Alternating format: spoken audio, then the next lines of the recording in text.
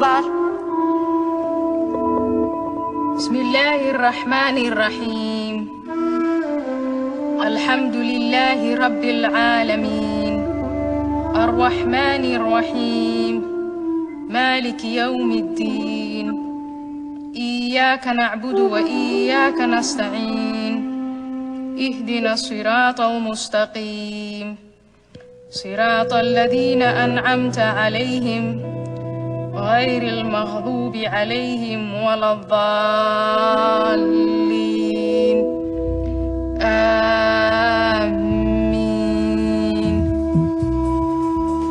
O Allah, as I lie here wounded, my spirit broken, I hear in my head the judge's voice as he pronounces me guilty. The sentence I have to serve is in your words. The woman and the man guilty of adultery or fornication, flog each of them with 100 stripes. Let no compassion move you in their case, in a matter prescribed by Allah. If ye believe in Allah and the last day, and let a party of the believers witness their punishment.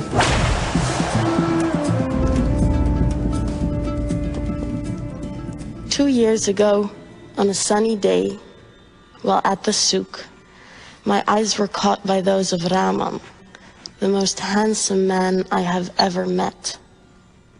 After that day, I couldn't help but notice his presence whenever I went to the marketplace, and I was thrilled when I learned that his appearance at the bazaar was not a coincidence. One day, he suggested we meet in secret, and I said yes. And as the months went by, our relationship deepened. What is more, out of our love, a new life started to grow. Our happiness did not go unnoticed, and before long, envious eyes gave way to malicious tongues. Let's ignore these people, Rahman and I said to each other, and trust in Allah's mercy. Naive, young, and in love perhaps. But we thought your holiness was on our side. Rahman and I shared affection and trust and a deep respect for each other. How could Allah disapprove? Why would he?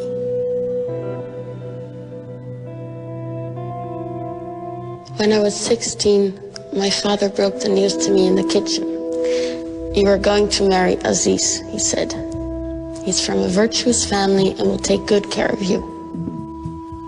My wedding day was more of a celebration of my family than of mine. Once in my marital home, my husband approached me. Ever since, I recoil from his touch. I am repulsed by his smell, even if he has just had a bath.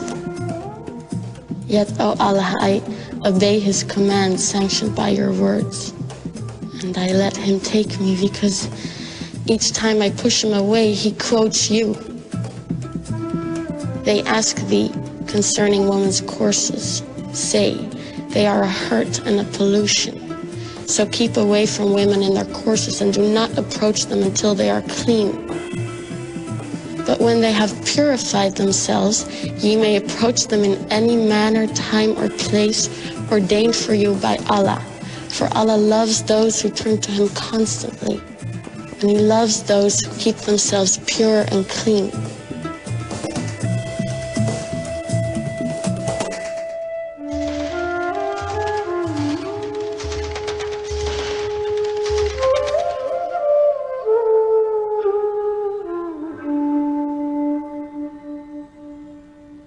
O Allah, Most High, you say that men are the protectors and maintainers of women because you have given the one more strength than the other. I feel at least once a week the strength of my husband's fist on my face.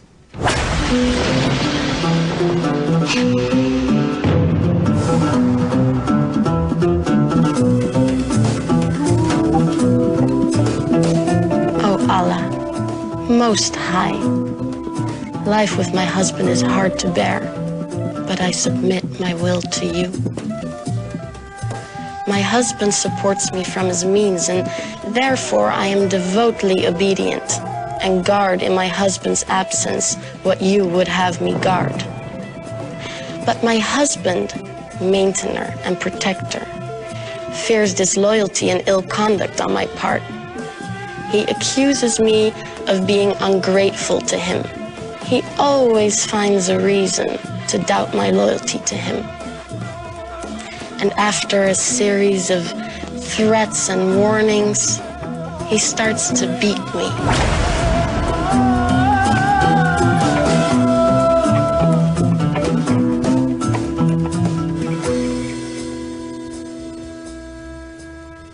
O Allah, most gracious, most merciful, just as you demand of the believing woman, I lower my gaze and guard my modesty. I never display my beauty and ornaments, not even my face or hands. I never strike with my feet in order to draw attention to my hidden ornaments, not even at parties. I never go out of the house unless it is absolutely necessary, and then only with my father's permission. When I do go out, I draw my veil over my bosom, as you wish. Once in a while, I sin. I fantasize about feeling the wind through my hair or the sun on my skin, perhaps on the beach. And I daydream about an extended journey through the world, imagining all the places and peoples out there. Of course, I shall never see these places or meet many people because it is so important for me to guard my modesty in order to please you, O Allah. So, I cheerfully do as you say and cover my body from head to toe, except while I'm in the house with family members only. Generally, I'm really happy with my life. However, things have changed since my father's brother Hakim is staying with us. He waits till I'm at home alone and comes to my room and he orders me to do things to him, to touch him in places most intimate. So since he's with us, I took to the habit of wearing the veil inside in order to deter him. That doesn't stop him, though. Twice now, he unveiled me, ripped my inner garments, and raped me. And when I told my mother, she said she would take it up with my father, but my father ordered her and me not to question his brother's honor.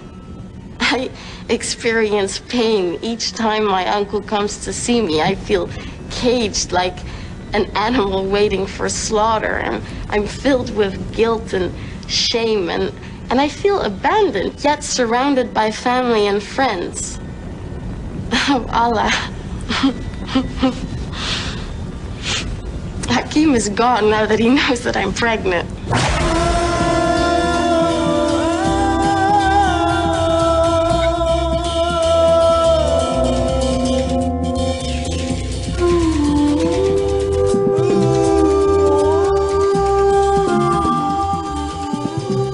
The verdict that has killed my faith and love is in your holy book. Faith in you, submission to you, feels like self-betrayal. Oh Allah, giver and taker of life, you admonish all who believe to turn towards you in order to attain bliss. I have done nothing my whole life but turn to you. And now that I pray for salvation under my veil, you remain silent, like the grave I long for. Assalamu alaikum wa rahmatullah. Assalamu alaikum wa rahmatullah.